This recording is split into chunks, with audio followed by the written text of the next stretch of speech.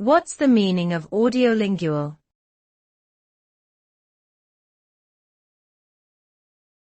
Audiolingual.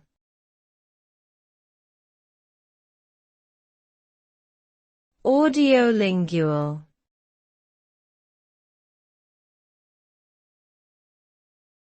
Audiolingual.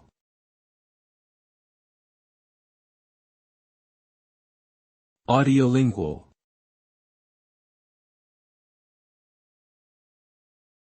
The term audiolingual refers to a language teaching method that emphasizes listening and speaking skills over reading and writing. It was developed in the mid-20th century and was popularized as a response to the grammar translation method that had been dominant for centuries.